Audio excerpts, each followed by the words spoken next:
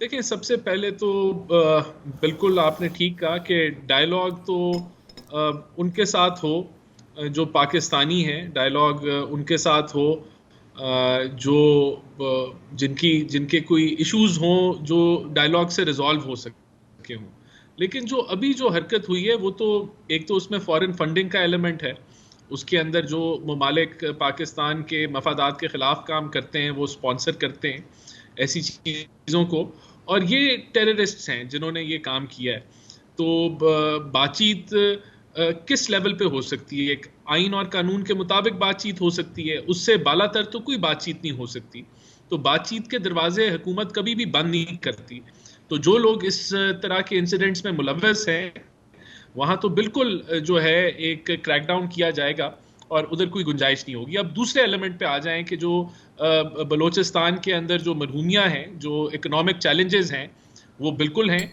और जब हम अज़्म इस्तेहकाम की बात करते हैं तो वो एक पूरा नेशनल एक्शन प्लान है, और उसके अंदर जो काइनेटिक एलिमेंट है वो तो 20-30% है, लेकिन 70% जो है वो इकोनॉमिक इंटीग्रेशन है, सोशल इंटीग्रेशन है, वो सोशल रिफॉर्म्स हैं। और उसके ऊपर बिल्कुल गवर्नमेंट जो है वो सीरियसली काम कर रही है और आगे भी तेज़ी से करना चाहती है।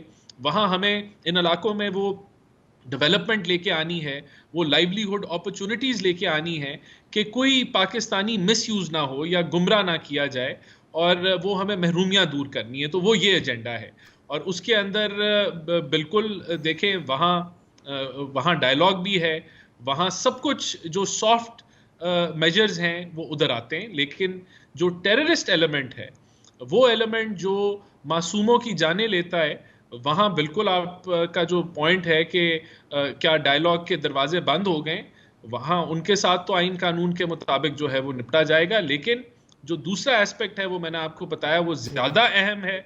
और उसके ऊपर बिल्कुल नेशनल एक्शन प्लान जो कि आज का नहीं बना, उसकी इम्प्लीमेंटेशन है। अच्छा। लेकिन शहबाज शरीफ की गवर्नमेंट सीरियस है उसके जी, मामले में। अच्छा राना साहब, ये भी बताइए कि हमने देखा इस्लामाबाद में धरने भी होते रहे मिसिंग पर्सनस के। महारंग बलोच उसको लीड करती रही। उनकी एक कुलीग जो है वो फिदाई हमले उसने किया, और एक कुलीग की वीडियो वायरल है सोशल मीडिया पे कि जिन्होंने नरेंद्र मोदी को मुखातिब करके कहा कि हम राखी बांधेंगे और उनके साथ टाइज के। तो ये इंडियन एलिमेंट तो बिल्कुल वाज़ेह है। मिसिंग पर्सनस जिनको कहा जाता है वो अब टेररिस्ट सामने आ रहे हैं। अभी वीडियोस जो विजुअल्स आ रहे हैं जिनको मिसिंग पर्सन दिखाया गया, आपको याद है ईरान में जब पाकिस्तान ने कार्रवाई की थी दहशतगर्दों पे, तो मारंग ने कहा था उनकी फैमिलीज़ हमारे साथ बैठी हैं।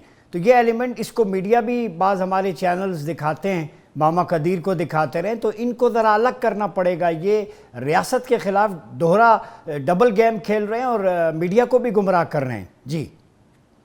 देखिए, मिसिंग पर्सन्स के हवाले से तो कैबिनेट ने एक बड़ा मेजर लिया कि वो लोग जो इस कैटेगरी में नहीं आते, जो टेररिज्म की कैटेगरी में नहीं आते, और उनकी वेटिंग करके उनको तो बहुत जान के एवज तो कुछ भी काफ़ी नहीं होता, लेकिन मरहम उनकी फैमिलीज़ के दुखों पे मरहम रखने के लिए। और ये कभी भी आप उस दुख को मुकम्मल तरीके से कवर नहीं कर सकते, लेकिन फाइनेंशियल पैकेजेस अनाउंस किए गए। बहरहाल ये जो आपने बात की है बिल्कुल ठीक है। लाइन ड्रॉ होगी इसके ऊपर कि जो मुल्की मफादात के बिल्कुल खिलाफ चल रहे हैं, और जहां इंगेजमेंट का भी माहौल है। देखें, बलोचिस्तान के अंदर सूबाई हुकूमत है, बलोचिस्तान के अंदर इलेक्शंस होते हैं, आपके पास एनएफसी अवार्ड के तहत पूरे फंड्स डिस्ट्रीब्यूट होते हैं, तो इंक्लूजन का मैकेनिज्म मौजूद है। तो अगर इस चीज़ों के बावजूद कोई अगर समझता है कि इंटरनेशनल स्पॉन्सर लेके मुल्क दुश्मन जो हमारे एलिमेंट्स हैं जो ट्रांसनेशनल हैं उनके साथ मिलके मुल्क की मफादात के खिलाफ चलेंगे, तो वहाँ तो there is going to be zero tolerance.